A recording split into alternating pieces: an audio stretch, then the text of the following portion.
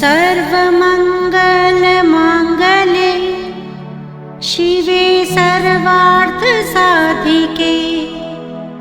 शरण्ये त्र्यम्बके गौरी नारायणी नमोऽस्तुते।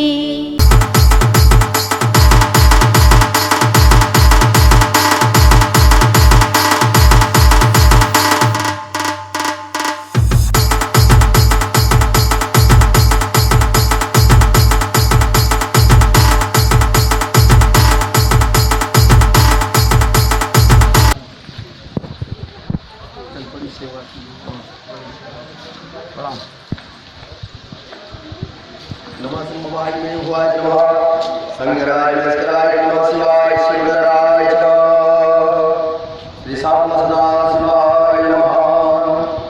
हर हर महादेव शंभो काशी विश्वनाथ गंगे सदा शिव पार्वती संगे काशी विश्वनाथ गंगे सदा शिव पार्वती संगे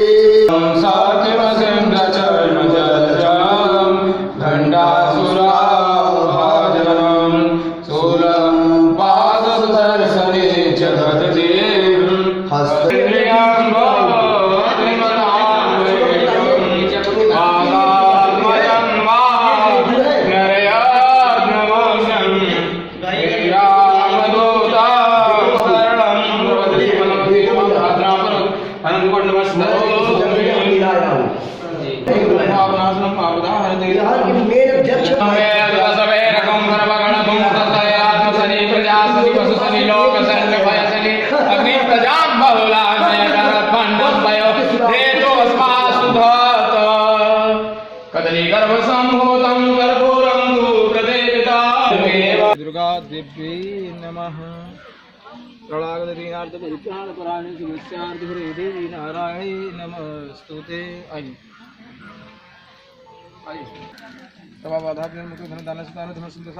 संशयः छोड़िए। ओम इलम विष्णु चक्रमे त्रेदानिदते पदम समुर्णमस्पागं श्री स्वाहा श्री विष्णवे नमः। श्री सांब सदा शिवाय नमः। जो आचार्य लोग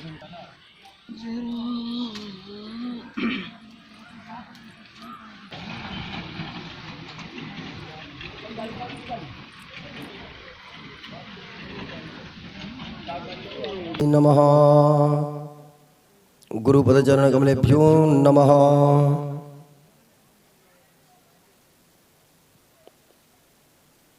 अज्ञानतिमिरान्धस्य ज्ञानाञ्जनशलाकया चक्षुरुन्मीलितं येन तस्मै श्री भारती जग पावन पुराण की मातृचरित्र विचित्र खान की देवी भागवत अतिशय सुंदर परमहंस मुनि जन मन सुख कर।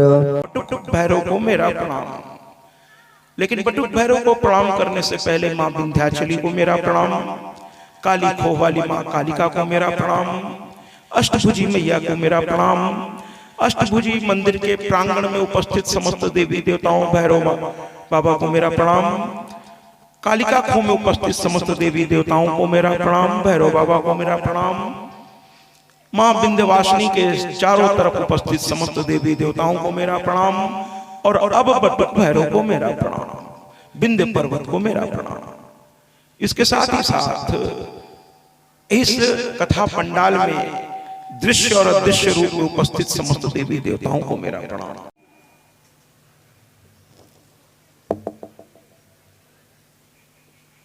देवी गीता बोलिए तो वहां पूरी कथा संस्कृत में, चूंकि संत बैठे थे, लेकिन जनमानस के बीच में देवी गीता बड़ा कठिन है। उसमें ज्ञान योग है, भक्ति योग है, कर्म योग है।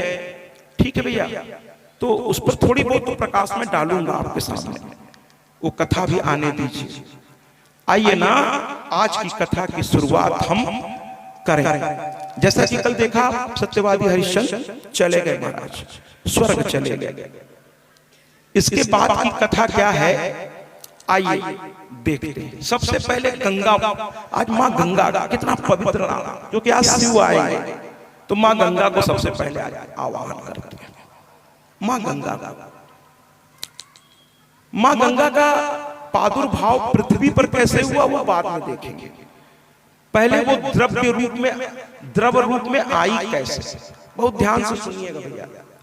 देखिए कुछ बातें हो सकती थोड़ा सा मैं बड़े थोड़ा ऊपर जाके बोलूं, ऊपर से मेरा मतलब है मैं आपका कोई अपमान नहीं कर रहा, आप सब मेरे बहुत आदरणीय हैं, लेकिन कुछ चीजें हो सकती है आपके समझ में ना आए तो मुझे माफ करिएगा, क्योंकि ये कथा लाइव है तो बहुत जो विद्वान हैं, व्यास भी लोग सुन रहे होंगे, उसमें विद्वान भी सुन रहे होंगे, कुछ संत भी सुन रहे हैं, क्योंकि देवी भागवत है, तो मुझे थोड़ा उनकी भी खुराक यहां से भेजनी होगी, नहीं तो वो निराश हो जाएंगे बेचारे कि 3 घंटा मोबाइल सामने बैठे और मिला कुछ नहीं। तो थोड़ा उनकी खुराक भी मुझे सबके खुराक का ध्यान रखना पड़ता है बोलते समय। कल मैं जहां गया था भोजन करने, तो मुझे लेने के लिए ठाकुर साहब हैं, यहाँ के बड़े माननीय, बड़े आदरणीय, ये रास्ते में उतरते ही वो जो पूरा मकान पड़ता है काफी बड़ा सा, सब एक ही लोग हैं, आज बल्कि उनके परिवार के साथ किसी पटीदार में ही मृत्यु हुई है, तो वो मुझे लेने आए थे। तो उन्होंने कहा कि महाराज जी अभी तक 7 साल से ये कार्यक्रम चल रहा है, लेकिन हम आरएसएस के यहाँ के कार्यवाहक भी हैं, लेकिन मैं कभी नहीं गया। अब ये उनकी सोच है, मैं उनकी सोच को बताना चाहता हूँ, बड़े आदरणीय व्यक्तित्व है। तो हमने कहा क्यों नहीं गया, तो कहे मेरे हिसाब से वहां की कथा नहीं थी, मुझे वो अपरिपक्व लग रहे थे।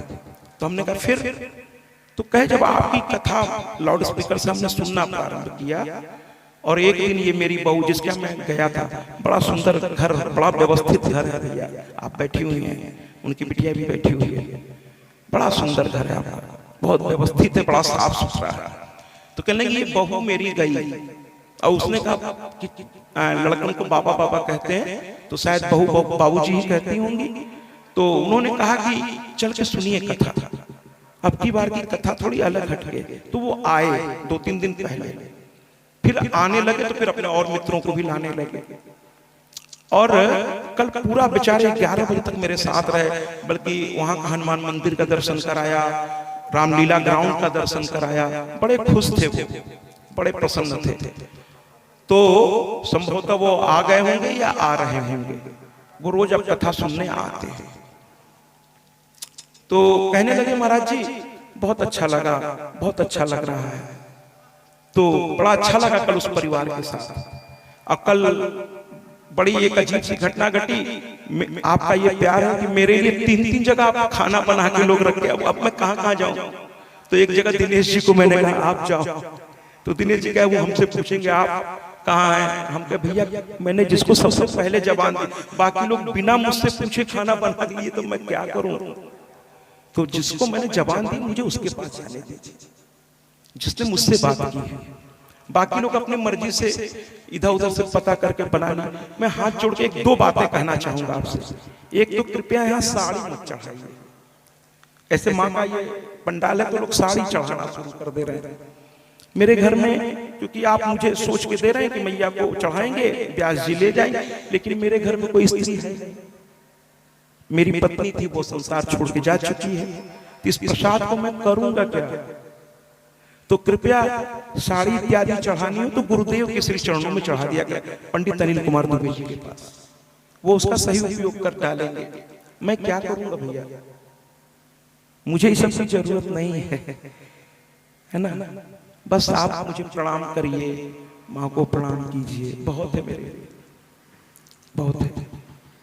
बाकी आपका भाव है, जैसे एक माली मैया जो है मुझे रोज एक माला पहना रही है ना, आज उनकी बिटिया ने पहना है संभवतः, तो ये आपके भाव हैं मेरे सर आंखों पर, मेरे सर आंखों पर। लेकिन साड़ी इत्यादि अगर आपका भाव है माँ को चढ़ाने का, चढ़ा दीजिए और पंडित अनिल कुमार दुबे जी के हाथ में दे दीजिए, यहाँ मत रखिए, क्योंकि वो बड़े भाव से आप ले आए हैं, उसका सही जगह उपयोग और उसका आदर होना चाहिए, ठीक है भैया। तो कृपया इसका ध्यान रखें। चलिए कथा शुरू करते हैं। माँ गंगा कैसे आई? माँ गंगा कैसे आई? माँ गंगा जो है, हुआ ये कि भगवान विष्णु का दरबार लगा हुआ था। ब्रह्मा जी भी आए हुए थे और शंकर भगवान भी आए हुए थे, समस्त देवी देवता बैठे हुए थे। अचानक जो है, अचानक क्या हुआ कि ब्रह्मा जी ने शंकर से कहा कि कुछ अच्छा सा गीत सुनाइए आज। जब सामान्य उम्र दराज लोग, सामान्य पद प्रतिष्ठा वाले लोग, सामान्य एक दूसरे के बराबर के बुद्धिजीवी लोग जब आपस में बैठते हैं तो कुछ अच्छा ही होता है, कुछ अच्छा ही होता है। तो आज ब्रह्मा जी ने शंकर भगवान से कह दिया कोई गीत। जानते हैं संगीत की जो अधिष्ठात्री है वो तो सरस्वती है, लेकिन नृत्य के अधिष्ठात्र भगवान शिव हैं, और लेकिन संगीत उनसे अच्छा कोई गा नहीं सकता। संगीत भी उनका बहुत अलग ही है। तो भगवान शिव सब देवताओं के अनुरोध पर उन्होंने संगीत शुरू किया। ध्यान सुनिएगा मां गंगा कैसे है। संगीत जैसे जैसे ऊंचाई को, जैसे मैं जब कथा से उतरता हूं तो बहुत से लोग मुझसे मिलते हैं मेरे निवास पे। अब आप कुछ कभी कभी प्यार पड़ा, दो घंटा कपड़ा ही मैं नहीं बदल पाता, लोग आते रहते। तो एक साहब कल आए और कहने लगे कि पहले तो आनंद का अनुभव हुआ आपकी कथा में, अब परमानंद का। तो हमने कैसे मैया जाने, मैं तो मैया जो कहते हो का बात कि बहुत आनंद आ रहा है। तो उसी तरह जब शिव गाने लगे, खैर वो तो देवों के देव महादेव हैं, उनके चरणों के धूल का धूल का धूल का धूल का धूल का एक छोटा सा अंश मात्र भी अगर मेरे में आ जाएगा जिस दिन, उस दिन तो बात निराली होगी। अभी तो मैं कुछ हूं ही नहीं, अभी तो साधना चल रही है। मैं अपने आप को कुछ नहीं मानता, साधना है ये। तो कहने का तात्पर्य ये है कि शिव जब गाने लगे, जैसे जैसे वो गाना ऊंचाई की ओर जाने लगा, लोग जड़वत होते चले गए। सब कथा की जानते हैं सफलता क्या है? जब लोग शांति से सुने, इसका मतलब उन्हें आनंद आ रहा है। और जिस कथा में बातचीत हो रही है, दौड़ भाग चल रही है, समझ जाते हैं लोग कथा में आ तो गए श्रद्धा से, लेकिन उनको आनंद नहीं। और जब कथा सुनने का जी करे तो समझ लीजिए आनंद आ रहा है, वो समझ रहे हैं, कथा के साथ जुड़ रहे हैं। तो इस संगीत के साथ लोग ऐसा जुड़े कि सभी एकदम जड़ होते चले गए। अभी चेतन थे, जड़ हो गए, सब स्थिर हो गए जहां के तहां, कोई हिलने का नाम नहीं ले रहा था। पलके तो ऐसे भी देवताओं की नहीं झपकती महाराज। मैंने निमी की कथा में बताया था ना कि मनुष्य और भगवान में अंतर कैसे करेंगे आप। तो जड़ होते चले गए, लेकिन जो लक्ष्मी और कृष्ण भगवान विष्णु थे वो बाकी लोग जड़ हो गए, लेकिन वो द्रवित होने लगे। देखिए जब पति और पत्नी दोनों द्रवित होते हैं, स्नेह द्रवित, तो एक नए जीव की उत्पत्ति होती है महाराज। यहां लक्ष्मी और नारायण दोनों द्रवित होने लगे आपस में, और द्रवित होते होते दोनों द्रवित होकर के एक धारा निकल पड़ी उनके बीच से। और वो धारा कोई और धारा नहीं थी महाराज, तालियों से स्वागत कीजिए, वो मां गंगा थी। मां गंगा।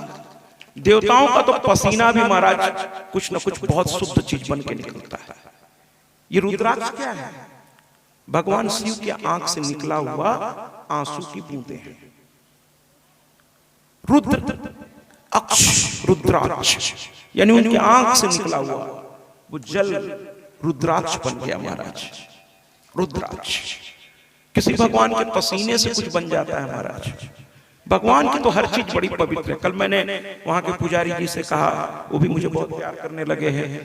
तो मैंने उनसे कहा मां जब स्नान कराया कीजिएगा तो थोड़ा सा जल मेरे लिए, कथा से पहले मैं 1.5-2 घंटे पहले से सब कुछ लेना बंद कर देता हूँ, तो कथा के बाद मेरा मुंह सूखा रहता है, तो मैं माँ के चरणामृत से मैं शुरू करना चाहूंगा कुछ। तो कहे कल से रखूंगा, मैंने आज वो रखे होंगे जहां। तो कुल मिलाकर के उस द्रव को, अब वो द्रव इतना तेजी से बहने लगा महाराज, क्या हुआ कि संगीत रुकवाया जाए, नहीं तो प्रलय आ जाए। तो ब्रह्मा जी ने कहा अरे बाबा अब रुकिए नहीं तो प्रलय आ जाएगा। तब शिव रुक गए, लेकिन देखे पूरा वैकुंठ लोक जल में हो गया था। अब हुआ कि क्या किया जाए, तो ब्रह्मा ने तुरंत देर नहीं की। ध्यान से सुनिएगा कि गंगा मैया का महात्म क्यों है और गंगा में स्नान कैसे किया जाता है, ये भी बताऊंगा आपको आज। मैंने कहा था ना, देवी भागवत बहुत शिक्षाप्रद कथाएं लेकर आपको आज गंगा स्नान का तरीका बताऊंगा कि अगर सही फल प्राप्त करना है तो गंगा में प्रवेश कैसे करें, कितनी डुबकी लगाएं, ये सब मैं बताऊंगा। देवी भागवत में लिखा हुआ एक एक बात प्रमाण के साथ आपको बताऊंगा। तो ब्रह्मा ने कमंडल में उस जल को भर लिया। इसके पीछे क्या वजह है मैं आपको बताऊंगा। यानी निकली कैसे, लक्ष्मी और विष्णु के संयोग से, तो उनमें इनका अंश चला गया ना। अब आ गई ब्रह्मा के कमंडल, यानी ब्रह्मा का अंश इसमें आ गया। अब बचे शिव, वो भी अभी आएंगे। तो ये तीनों की अंश है गंगा, ब्रह्मा विष्णु शिव और स्वयं माता है, स्वयं जगत जननी है। इसीलिए इनकी जल बहुत ही पवित्र है। आप घर में आरओ लगवा लीजिए, कितना महंगा से महंगा लगा लीजिए, लेकिन उसका जल आप रख दीजिए, एक बोतल निकाल के आरओ में से रख दीजिए, हाई क्वालिटी का आरओ लगा लीजिए साहब, यूवी यूएसबी जितनी भी उसमें टेक्नोलॉजी है सब लगा लीजिए। मैं किसी कंपनी का नाम नहीं लूंगा वरना उसका प्रचार हो जाएगा। तो यूवी यूएसबी अल्ट्रा जो टेक्नोलॉजी है सबसे बढ़िया आरओ लगवा लीजिए और उसके बोतल में पानी भर लीजिए। ज्यादा नहीं, 15 दिन के अंदर उसमें महक आ जाएगी केमिकल वाली। 15 दिन तो मैं ज्यादा बोल रहा हूँ, 2-4-5 दिन में आ जाएगी। माने आरओ जो को सबसे साफ पानी कहा जाता है, जिसका टीडीएस ओडीएस सब चेक होता है। और सामान्य पानी तो भैया 2 दिन में कीड़े पड़ जाता है। आजकल का पानी तो भगवान ही मालिक है ना। तो कुल मिलाकर के माँ गंगा का जो जल है उसको, लेकिन एक मिनट, अब आप कहेंगे महाराज हम प्रयागराज से लाए थे उसमें तो बदबू आ रही है। बिल्कुल कहने में कोई मुझे संकोच नहीं है। तो मैं कहूंगा प्रयागराज में या गंगा जी जहां भी बह रही है, शुद्ध गंगा जल नहीं है, उसमें बहुत सारे गंदा जल मिल रहे हैं। गंदा नाले का पानी मिल रहा है ना, उद्योगों के पानी मिल रहे हैं, केमिकल सब उसमें मिल रहे हैं। महाराज हम लोग भी कम थोड़ी हैं, फूल माला ले जाकर उसी में डाल रहे हैं, मूर्ति उसी में बहाते हैं, उसमें मूर्ति में नाना प्रकार के केमिकल लगे होते हैं। तो गंगा प्रदूषित करने में हम लोग भी कम नहीं है, प्रदूषित कर दे रहे हैं गंगा। तो कुल मिलाकर के अभी तो पहले कथा को आगे बढ़ाते हैं, फिर प्रदूषण और सारी बातों पर हम आएंगे। हम लोग सारी बातों पर आएंगे। कुल मिलाकर के ब्रह्मा के कमंडल में ये चली गई, विष्णु से और लक्ष्मी से निकली, ब्रह्मा के कमंडल में गई।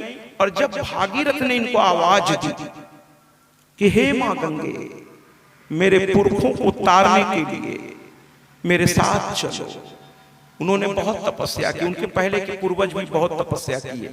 कभी कभी तपस्याएं तुरंत फलीभूत नहीं होती। जैसे आप देखिए विंध्याचल से आकर के यहाँ एक साधना कर रहे हैं, एक अच्छे वरिष्ठ पद पर आप रहे हैं, लेकिन यहाँ साधना कर रहे हैं। साधना फलीभूत होने में थोड़ा समय लेता है। कभी कभी लोग, मैं आप सबकी बात कर रहा हूँ, केवल आपकी नहीं, आप तो बुद्धिजीवी हैं, आप इस चीज को समझते हैं। लेकिन जो लोग नहीं समझते, मैं उनकी बात कर रहा हूँ कि 2-3 पूजा किए और रिजल्ट नहीं मिला तो कहते हैं अरे सब ठगोसला है महाराज। मैं उनकी बात कर रहा हूँ। आप तो बुद्धिजीवी, आपको पता है, खुद ब्राह्मण भी हैं, सब पता है कि थोड़ा साधना में वक्त लगता है। लेकिन जो सामान्य व्यक्ति है वो 2 सोमवार रहा नहीं कि उसके आस्था गड़बड़ाने लगती है, अरे और तकलीफ बढ़ रही है। कोई लोग पूजा पाठ, एक सज्जन मुझसे एक बार मिले प्रयागराज में और वो कहने लगे मैं हनुमान चालीसा जब से पढ़ने लगा मेरी तकलीफ और बढ़ गई। हम बड़ा आश्चर्य से देखने लगे। एक संत के साथ बैठे हुए थे, वो संत मुस्कुरा के मेरी ओर देखे, बहुत हल्के से मुस्कुराते हैं संत, तो हल्के से मुस्कुरा के मेरी ओर देखे और इशारा किए जवाब दीजिए। तो फिर मैंने कहा प्रभु एक कथा सुनाऊं आप? तो कहने लगे हाँ सुना दीजिए, छोटी सी कथा है, सुन लीजिए आप लोग। एक व्यक्ति गुरु के कहने पर साधना करने लगा, खूब मंत्र जाप करता था, खूब लोगों की सेवा करता था, सब कुछ वो बहुत विधिवत कर रहा था। फिर भी उसे लाभ नहीं मिल रहा था। वो करते करते एक दिन हिम्मत छोड़ बैठा महाराज। वो हिम्मत छोड़ बैठा और उसने अपनी माला, अपना आसन, सब कुछ उठा कर उसने फेंक दिया। कहा करे सब ढकोसला है, ये सब जो है बिना मतलब वाली बात है, कोई लाभ नहीं मिल रहा हमको, कोई लाभ नहीं मिल रहा। ये ऐसे कुछ लोग करते हैं महाराज। जैसे ही उसने ये सब फेंका और जिस गुरु ने बताया था उसको वो उल्टा सीधा बोलना शुरू किया। अब भगवान अपना अपमान बर्दाश्त कर लेते हैं लेकिन अपने भक्त का नहीं करते। वो बर्दाश्त नहीं कर पाए भगवान और उसके सामने प्रकट हो गए। तब ये खुश हो गया, कहने कि इतने दिन से बुला रहे थे आप नहीं आए, और जब हम फेंक दिए सब कुछ तो आप चले आए। तो कहे मूर्ख, तुम्हारी मूर्खता से मैं नहीं आया हूं। तो कहने लगे फिर कहे तुमने अपने गुरु को जो अपमानित करना शुरू किया या मंत्रों को तुम उल्टा सीधा बोलना शुरू किए, इस पूजा पाठ, इस सनातनी परंपरा को तुम ढकोसला जब कहने लगे तो मुझे आना पड़ा, वरना ये तुम कहते फिरते सब जगह। तो मैं तुम्हें कुछ दिखाना चाहता हूं। भगवान ने उससे कहा मैं तुम्हें कुछ दिखाना चाहता हूं। तो उसने कहा दिखाइए। तो भगवान ने ऐसे हाथ किया, चारों ओर बड़े बड़े पहाड़ थे, सब में आग लगा हुआ था, धूम धूम धूम धूम करके आग जल रही थी। तो वो समझ नहीं पाया। वो कहा ये क्या दिखा रहे हो आप? तो कहने लगे भगवान कि मैं तुम्हें सिर्फ ये दिखा रहा हूं कि जो पहाड़ों के बड़े बड़े ढेर देख रहे हो, ये तुम्हारे कई जन्मों के जाने अनजाने में किए गए पाप हैं। जो पहाड़ बन के ऐसे, हम लोग दिन भर में न जाने कितनी बातें करते हैं महाराज, अब उसमें जाने अनजाने में कुछ न कुछ होता है, ठीक है। अब वो पाप ढेर बन के खड़े थे। तो उस आदमी ने कहा लेकिन इसमें तो आग लगी हुई है। कहा ये तुम्हारी साधना का फल है, तुम्हारी साधना की ताकत है। ये पाप अब जल रहे हैं, धू धू करके जल रहे हैं। अब ये साधना तुम करते जा रहे हो, ये जल जल के खत्म होते जा रहा है। जिस दिन ये सारे पाप जल के खत्म हो जाएंगे, उस दिन से तुम्हारा पुण्य काल शुरू होगा। इसको और सरल भाषा में कर देता हूं, जैसे आपने कर्जा लिया है किसी से, तो पैसा कमा तो रहे हो आप, लेकिन कर्जा चुकाने में वो चला जा रहा है। जब कर्जा खत्म तो जो कमा रहे हो आपके पास बचने लगेगा, बैंक अकाउंट में दिखने लगेगा। उसी तरह से पुण्य से पहले पाप जलते हैं, उसमें वो खर्च हो रहा है। इसलिए आप पूजा पाठ करते हैं और तकलीफ बनी रहती, बल्कि और जब तेज हो जाए तकलीफ। आपने कभी सूर्योदय देखा है? वो लड़का जो आया है राम का रोल करता है, मैं उससे यही गीत यहाँ गवाऊंगा कि सूर्योदय जब होती है तो रात और अंधेरा घना हो जाता है, पहले बहुत घनघोर अंधेरा हो जाता है। तो जब तकलीफ बहुत ज्यादा होने लगे तो समझ लीजिएगा कि सुख जल्दी ही अब आपके पास आने वाला है। कहते ना दिया बुझने से पहले ज्यादा तेज फड़फड़ाता है। आपने दिया को देखिए बारीकी से, जैसे ही बुझने वाला होता है फड़फड़ाता है बड़ी तेज। तो जब दुख बहुत हो जाए समझिए अब खत्म होने जा रहा है। साधना छोड़िए नहीं, जो भी साधना आप कर रहे हैं करते रहिए महाराज, करते रहिए, और वो पाप को जला देगा, फिर आपके अच्छे दिन आ जाएंगे। कुछ लोग ये भी कहते हैं महाराज हम तो पूजा पाठ करते हैं, दुखी रहते हैं, वो देखिए रात दिन कभी मंदिर झांकने नहीं जाते, हर तरह के सुख उठा रहे हैं। मैं उसका भी जवाब दे देता हूं। उनका देखिए ये कालक्रम है, उनका इस समय कोई पुण्य जीवन का था, जाने अनजाने में उन्होंने कर दिया था, ये समय उस पुण्य काल का चल रहा है, इसलिए ये कुकर्म करके भी आनंद ले रहे हैं। लेकिन ये जो कुकर्म हो रहा है ये भी कहीं जमा हो रहा है। तो जब पुण्य काल खत्म होगा तब इस कुकर्म वाला जब काल शुरू होगा, तब उनके हाल देख के मुझे बताइएगा क्या हाल चाल है। आप मेरी बात समझिए। इसलिए कथा में ये कथाएं प्रतीकात्मक हैं, आपको कुछ समझाने के लिए है ना।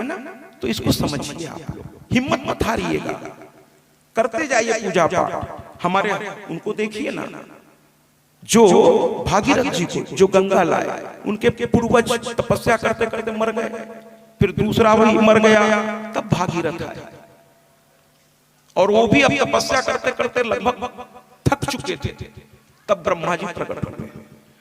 लेकिन इनकी धारा को कोई संभाल नहीं पाएगा, पृथ्वी टुकड़े टुकड़े में बट जाएगी, तो हुआ कि फिर क्या किया जाए? तो कहे शंकर की तपस्या करो, भगवान शिव की तपस्या हुई। उन्होंने कहा ब्रह्मा जी से कहो वो छोड़े, मैं संभाल लूंगा गंगा। और तब एक समस्या और आ गई कि पूरी गंगा कमंडल में नहीं थी। क्यों नहीं थी? जब राजा बलि ने 3 पग भगवान विष्णु के वामन रूप को दान किया महाराज, तो एक पग में ही उन्होंने सब नाप लिया, दूसरा पग तो आकाश ब्रह्मांड पूरा नाप लिए। और जब वो बढ़ा रहे थे पैर को वामन, तो ब्रह्मलोक में उनका पैर पहुंच गया। तो ब्रह्मा जी ने कहा ये तो मेरे प्रभु का पैर है। तो जब किसी को बड़े को घर में बुलाते हैं तो उसके सबसे पहले पैर धोते महाराज। तो ब्रह्मा जी ने कहा इनके पैर धो दे, पाद अर्ध।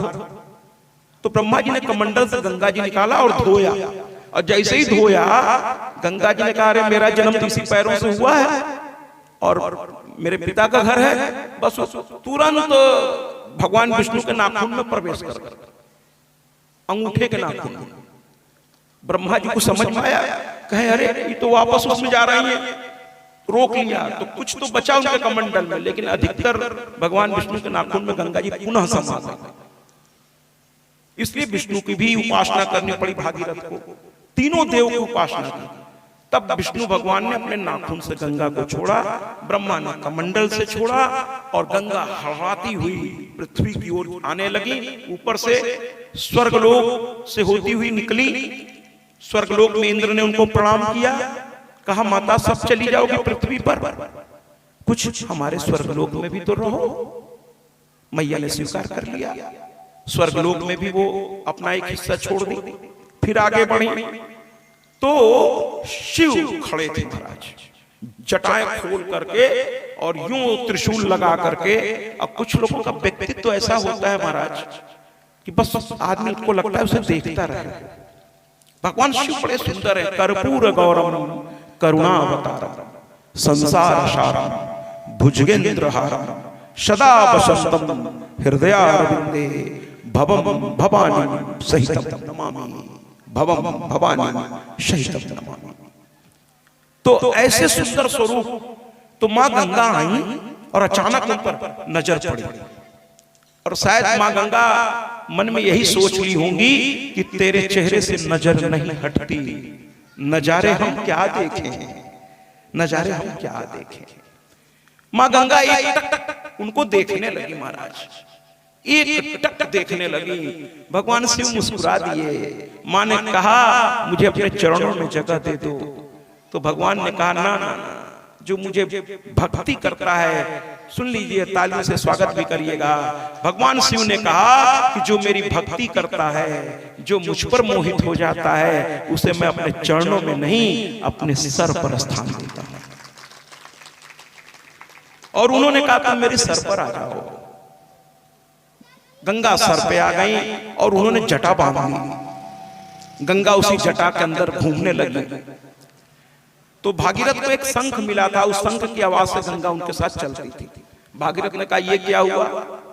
आसमान से टपके और खजूर पे अटके, वहां से चली, अब यहाँ फिर शंकर भगवान के जटा में चली गई। अब कैसे इनको निकाला? फिर हाथ जोड़े शंकर भगवान को, तो कहने लगे अरे क्यों घबरा रहे हो, तुमको शंख दिया गया है ना, बजाओ निकल आएंगे। तो उन्होंने शंख बजाया और शंख की आवाज सुनते गंगा बेचैन हो गई और भगवान ने जटा खोल दी। केवल एक जटा से एक धारा निकली, वो इस पृथ्वी पर इतने विशाल रूप में है। सोचिए पूरी गंगा आती तो पृथ्वी का अस्तित्व क्या होता महाराज। और वो गंगा आकर के गोमुख से हिमालय पर निकली। अब आप कहेंगे गंगा दर्शन करना हो तो गंगोत्री हम लोग चले जाएं, तो वहीं तो गंगा जी हैं, गंगोत्री में ही तो गंगा जी हैं। गंगोत्री में पहाड़ से उतर के नीचे की ओर चली है, असली जगह गंगोत्री नहीं है महाराज। इसीलिए कहते हैं कथाओं में बैठना चाहिए। गंगोत्री से भी ऊपर एक जगह है।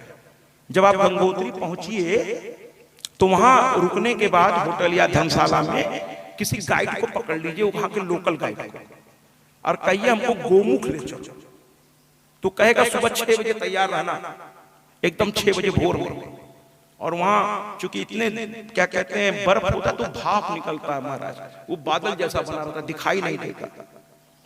और सुबह 6 बजे वो लेकर आपको चल देगा, पैदल जाना पड़ेगा गंगोत्री से ऊपर की ओर, और बड़ा खतरनाक रास्ता है, थोड़ा भी फिसले तो जय माता की, फिर कहीं बचने का कोई उपाय नहीं है वहां।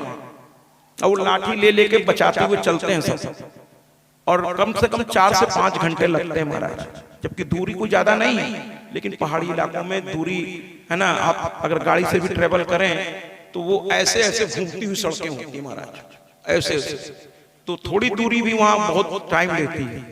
और जब गोमुख आप पहुंचेंगे तो वहां बर्फ के बीच में एक गाय का मुख जैसा ऐसा आकृति आपको एक पहाड़ की दिखाई देगी, और उस मुख से मां गंगा निकलती दिखाई देगी आपको, और वहां से होकर गंगोत्री पे आती है, फिर गंगोत्री से होती हुई नीचे की ओर चलती चली जाती है। फिर उनकी कई सप्त धाराएं बटी हुई हैं, अलग अलग नाम से उनको लोग जानते हैं, मंदाकिनी, अलकनंदा, भागीरथी, मां गंगा, अलग अलग नाम है, अलग अलग जगहों से गुजरती हुई। तो कुल मिलाकर के नीचे आई, संतों ने उनको प्रणाम किया, माँ पृथ्वी ने उनको प्रणाम किया। पृथ्वी माता ने तो कहा कि कुछ ऐसी स्थिति बनाइए कि मेरी पूरी पृथ्वी जो है सस्य और श्यामला हो जाए, अर्थात हरी भरी हो जाए। तो माँ 7 धारा में बढ़ गई और लगभग पूरी पृथ्वी को उन्होंने अपने तरीके से अपलावित किया, यानी हरा भरा किया। आप इतिहास उठा के देखिए, जितनी भी सभ्यताएं बसी हैं वो नदी के किनारे बसी हैं।